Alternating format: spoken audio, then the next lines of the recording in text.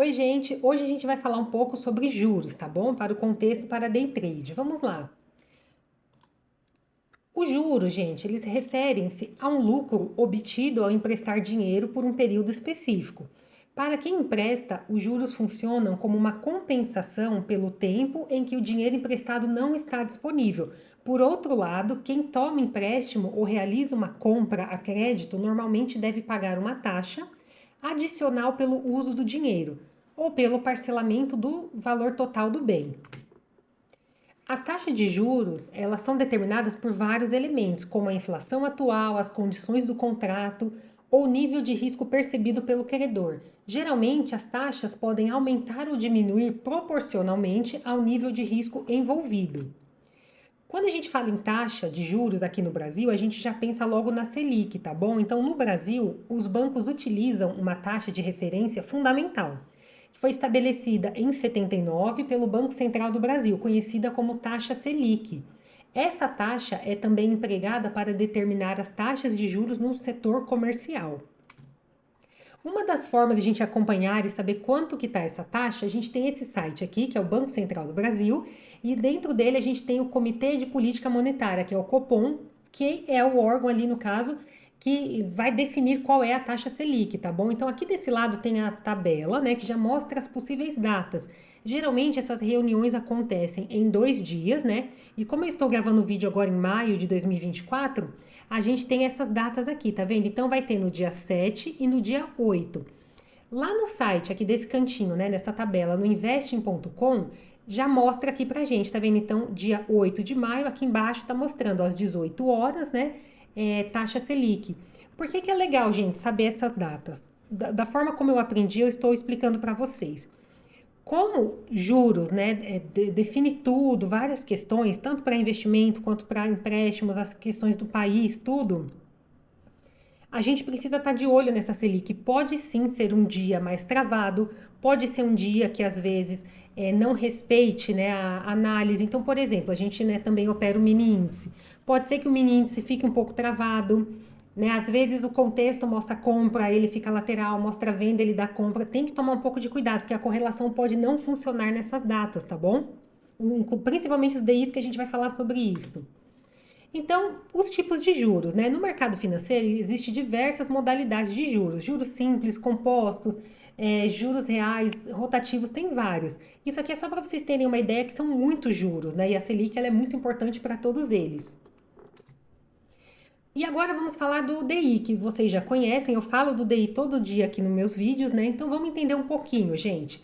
Os juros DI, né, que é conhecido como, o nome dele na verdade é depósito interbancários, é uma média do custo de empréstimos realizado entre bancos, tá? Que é via CDI, que acompanha a Selic. Então, geralmente, o DI equivale a Selic descontada de 0,10 ponto percentual. Então, o CDI foi criado na época de 80 para aumentar a liquidez dos bancos. De uma forma mais clara para a gente entender. Tem uma regra do Banco Central que não permite que nenhum banco, gente, ele vire à noite, né? No caso, ele fique posicionado, vire à noite de uma forma negativa. Não pode. Esses bancos têm que sempre estar com saldo positivo. Isso é uma regra do Banco Central. E o que acontece? Para que nenhum banco fique negativo, eles emprestam, eles fazem essa transação entre eles, né, do dinheiro. Essa diferença que fica ali, esses juros de um banco emprestar por outro, isso é o juros DI, tá bom? É um depósito interbancário, é essa taxa, essa diferença. Por onde também, né, olha só, tem essa tabelinha que a gente pode dar uma olhada, né, acompanhar os DIs. A gente tem aqui os DIs curto, médio e longo, né, então tem alguns períodos ali. E a gente vai entender mais pra frente também por que que a gente olha essa questão de período. Tem pessoas que chamam de cauda, né? Ah, cauda longa, cauda curta, tem outros que falam ponta, ponta curta, ponta média, tem várias formas, mas enfim, o importante é vocês entenderem que é assim que a gente olha, né? Um período mais curto, um período mais mediano e um período mais longo prazo. Vamos lá, por onde acompanhar os juros DI? Gente, eu acompanho ou pelo Profit Pro mesmo, né? A própria tabelinha ali no Profit. Eu até fiz a questão de colocar o Pro, porque eu não sei, gente, se outros Profits, né, um pouco mais simples, talvez se tem os juros, tá bom? Mas o que eu utilizo é o Pro e ele tem. E também acompanho pela tabela do Latos, que é o Panorama Latos, né, que eu utilizo a plataforma dele, então por lá também aparece. Beleza, agora a gente vai para uma parte um pouco mais interessante. A gente já entendeu sobre juros, né? Como é que funciona essa questão do depósito interbancário. Mas assim, quando a gente fala em juros, a gente não pode deixar de lado, em hipótese alguma, em pensar o quê? Em política monetária. Então, gente, a política monetária é o processo pelo qual o Banco Central do Brasil gerencia a oferta e a demanda de dinheiro, tá? Em uma economia para atingir seus objetivos de política. Esses objetivos podem incluir a manutenção da estabilidade de preços, né, até aumentos de emprego, apoio ao crescimento econômico. O Banco Central pode usar uma variedade de ferramentas para atingir essas metas, como definir taxa de juros, comprar e vender títulos e ajustar os compulsórios do banco. Vamos entender, né, esse tipo de ferramenta que o governo usa e como é que isso funciona.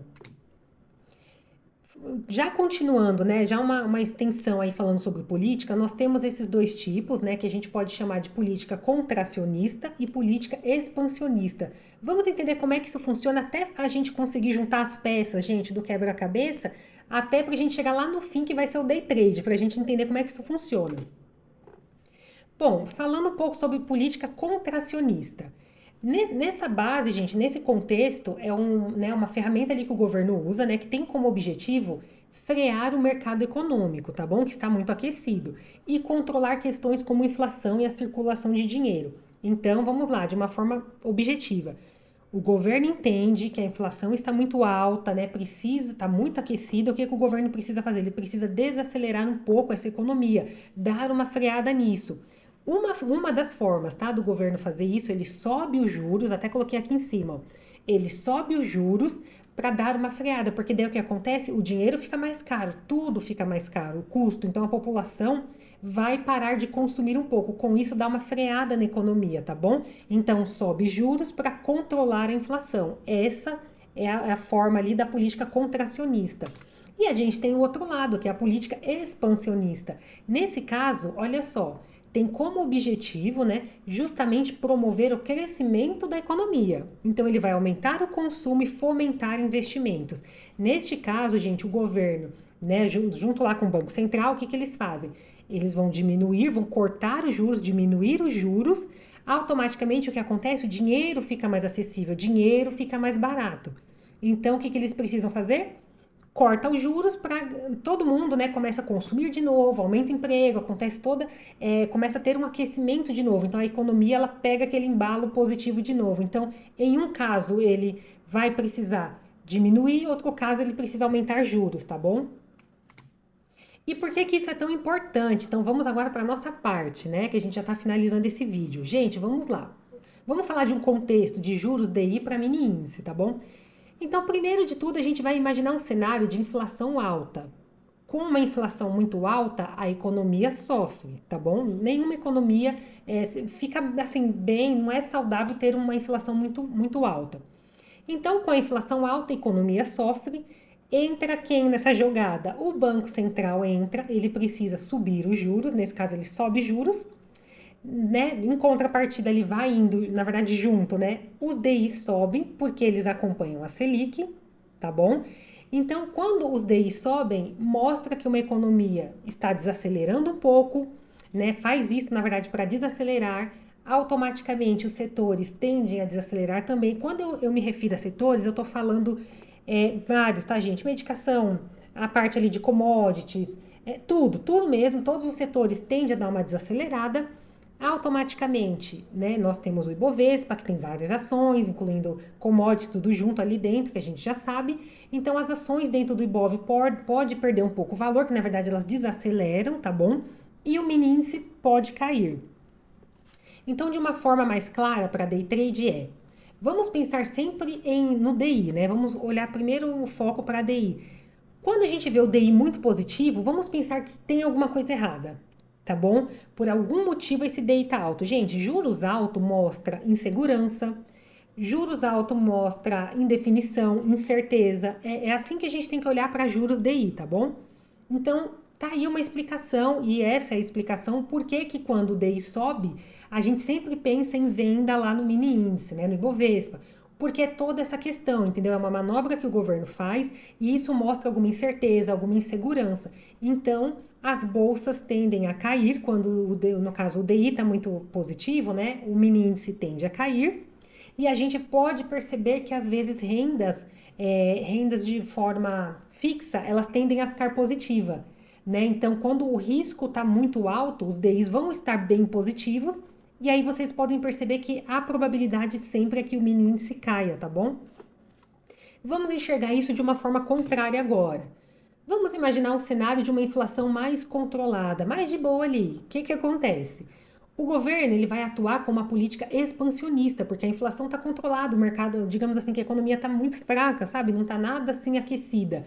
O governo entra com a política expansionista, o Banco Central ele vai cortar esses juros, tá bom? Ele corta os juros, com isso os DIs caem, tá? Os DIs caem. Vejam que quando corta os juros, o dinheiro ele fica mais barato. Mais pessoas vão consumir, mais pessoas vão comprar, vai gerar mais emprego, porque esse juros está mais barato. E é o que acontece? Os investimentos em renda fixa, eles não ficam tão atrativos, porque os investimentos em renda fixa, eles de fato eles são mais seguros, porém o rendimento deles vai ficar pequeno. O investidor não vai querer deixar o dinheiro lá parado se não está rendendo o que ele acha interessante, né? O que não é atrativo para ele, entendeu?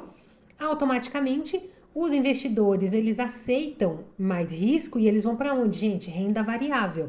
Tiram dinheiro da fixa, vão para renda variável, porque vão ganhar um pouco mais, porque o juros está baixo, não está compensando ficar lá com o dinheiro parado na fixa. Automaticamente, se a renda variável começa a ter mais movimentação, a gente já pode pensar no Ibovespa mais positivo, porque as ações, né? Então vai ter os investidores colocando seu dinheiro nas ações de vários setores possíveis, como eu já falei para vocês, né, de commodities, tudo mais. O Ibovespa pode subir e o mini índice pode subir também. Então vamos pensar sempre dessa forma. Por isso que quando a gente vê uns juros daí para baixo, a gente pensa no mini índice para cima, porque tem um cenário adequado, um cenário mais assim propenso, vamos chamar assim, para que os investidores vão todo mundo para renda variável. Eles aceitam tomar mais risco, entendeu? Porque, no fundo, a renda fixa, que é mais segura, não está atrativa. Esse é o conceito, é muito importante olhar isso com muita cautela.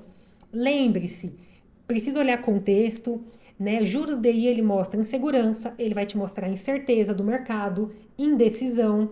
Então, quando a gente vê a ponta curta, né, mais positiva, é alguma coisa mais ali do momento, algo mais recente. Quando a gente vê algo assim mais para os DIs da ponta média ali, da ponta longa, no caso, né? A cauda mais longa que fala, tem alguma questão, pode ser uma questão fiscal, pode ser alguma coisa do país mais complicada, entendeu? Que já está mostrando um problema para médio e longo prazo. Então o governo, né, o Banco Central, eles vão precisar agir de alguma forma, porque já mostra alguma insegurança para médio e longo prazo, tá bom? Então é isso, então é comum a gente ver os juros, às vezes um pedaço dos juros positivo, outros negativos, mas na verdade o contexto é esse, os juros daí vai refletir o que está acontecendo no mundo em tempo real, e a gente pode ver sim a ponta curta já dá essa empinada que fala, tá bom? Subir ou descer. Esse é o nosso vídeo, né, de contexto de juros, né, para o day trade. E a gente se vê no próximo vídeo. Fiquem com Deus.